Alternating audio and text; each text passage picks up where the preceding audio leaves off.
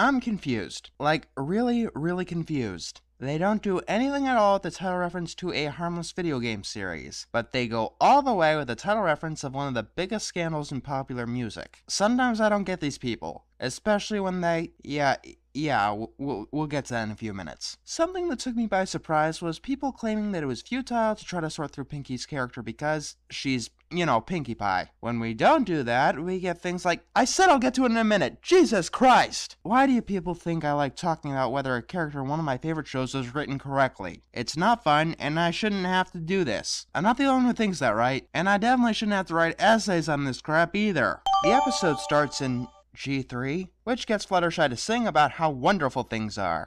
What is this place filled with so many wonders? Yeah, kinda like that. Suddenly our friends are surprised that Fluttershy was actually singing an amazing solo. I guess all of those other times didn't count. Who knows, maybe she's been practicing and sounds better than usual. I don't care. It's a setup that would have worked better with Sweetie Belle, but I can buy it here. It was like a little slice of heaven. Huh, so ponies do have religion. That'll be fun. Rarity tries to get Fluttershy to join the Ponytones Quartet, and now we talk about Pinky. Oh boy, let's talk about Pinky. With every pony staring at you, judging you, jealously noting how they could be way better than you. They'll turn on you, becoming a seething, angry mob. You'll be horribly humiliated, never able to show your face in Ponyville again! For $1 million, you are to answer whether or not Pinky is in character in this particular instance.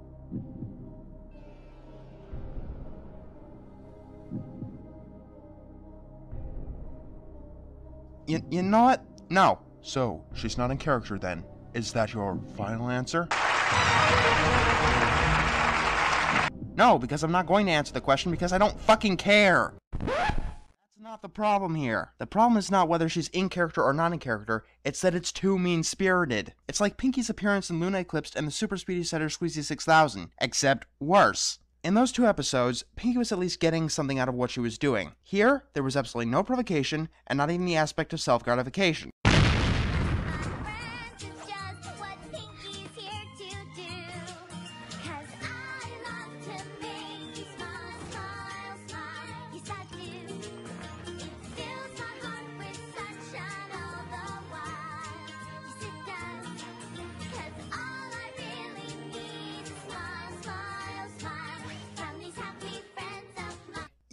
You see the problem, right? Yep, because that makes this okay. And because Babs got bullied in Manhattan, it made all of this okay. And because Fluttershy listened to Iron Will, it made all of this okay. And because Rainbow Dash was arrogant, it made the actions of the rest of the main six okay. There's a difference between explaining someone's actions and justifying someone's actions. You know, like maybe some regret on Pinky's part throughout any part of this episode would. You know, like regretting that she failed to make Rainbow happy in Amy's last episode.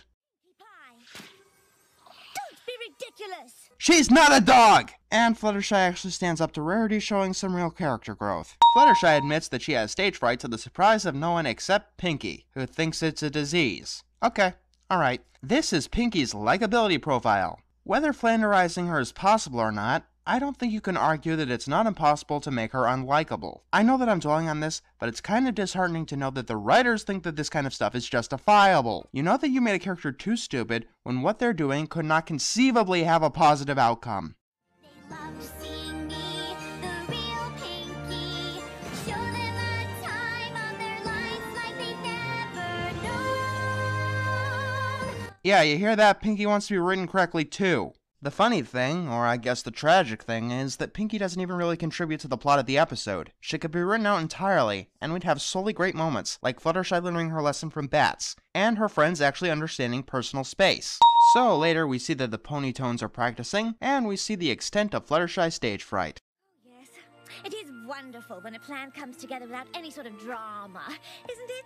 Now, the next day we see that Big Mac lost his voice for doing something called turkey calling, and apparently Pinky won it. Hey, a good Pinky moment. The joke works because it was Big Mac's own damn fault that he hurt his voice. And they can't call it in or else the fundraiser will be a disaster. They eventually get the idea to go to Sakura for a remedy. Now, most people seem to have a problem with ponies just discovering that Fluttershy could sing. I've got a problem with the fact that Sakura could heal teeth instantly, but takes days to heal a sore throat. You know what? I don't understand medicine or magic, so I don't care, it's not important. They eventually decide to use some poison joke to deepen Fluttershy's voice. I don't think poison joke works like that, but whatever. Of course, Fluttershy still doesn't want to appear on stage, so the idea is to have Big Mac lip sync. Yeah, I was actually surprised with how far they went with the reference in this episode. So while Gummy attempts to devour a turkey because alligators are carnivores, the Ponytones get singing, and Big Mac gets lip syncing. And it's really good a cappella music. Good thing too, because it helps bring this episode into my good graces. They get another performance, but it's booked for tomorrow. However, Fluttershy gets them to go. And this episode does make a great parallel between the love of performing and the simultaneous fear of it. And apparently a cappella is the new most popular type of music in Equestria, as everyone wants the Ponytones to perform. What really keeps this party going though, in all seriousness, is that Fluttershy is the one to keep this going. Eventually, Big Mac's voice is healed, but Fluttershy wants to make one final performance. However, she gets a little too rambunctious, knocks over the curtain, and everyone sees her singing. Then the Ponytones become the subject of many gossip columns and the target of over 24 lawsuits. Oh, we're not going that far with the reference, okay. Instead, everyone seems to love her performance. But Fluttershy, oh Jesus Christ, not those again! Anyway, Applejack gets a good joke, and they go after Fluttershy. And then Pinkie Pie starts making some most hated characters lists. In King Rogers, there's a difference between overstepping your bounds because you have a hard time reading emotions, and not having the slightest hint of empathy. Once it's an accident, twice cannot be anything other than malicious. What? Too much? What I'm doing is wrong, I know it's wrong, but I'm gonna do it anyway. And that doesn't count as being regretful. Actually, apologizing or seeking forgiveness counts as being regretful. And spoilers, Pinkie doesn't do any of that in this episode. Accidents don't happen twice, Amy. And I told you guys that continuing this trend would start to hurt. Badly. What Pinkie meant to say was that you were really great. Wait, didn't I say that? Oh, for the love of... And she keeps making it worse. Everything Pinkie says in this episode only makes things worse. Why? Why did Amy Keating Rogers think that was a good idea? Why did she think that was necessary? That is never necessary. The only thing it does is make Pinkie Pie look like an insensitive jerk. And it's a shame too, because they resolve the conflict beautifully. And even state that stage fright isn't fixed instantly. This episode makes me angry. It makes me angry because it could have been one of the best things that the show has done so far. And in some respects, it was. But Pinkie Pie. You see, most episodes that have a badly characterized Pinkie Pie are nothing special. Without Pinkie Pie, Lunar Eclipse would just be another Halloween episode. Without Pinkie Pie, Over a Barrel would have just been an okay episode. Without Pinkie Pie, Filli Vanilli would have been absolutely amazing. Hell, I'd even call it admirable if you know what I'm saying. Maybe Pinkie Pie was in character in this episode, and for once that actually doesn't matter. I define a good character as someone you can relate to, someone you could look up to, or someone that you want to be. The Pinkie that I've come to know in Griffin the Brush Off, Party of One, A Friend Indeed, and Pinkie Pride falls into at least one of those categories despite all of her faults. This, though, before now in Season 4,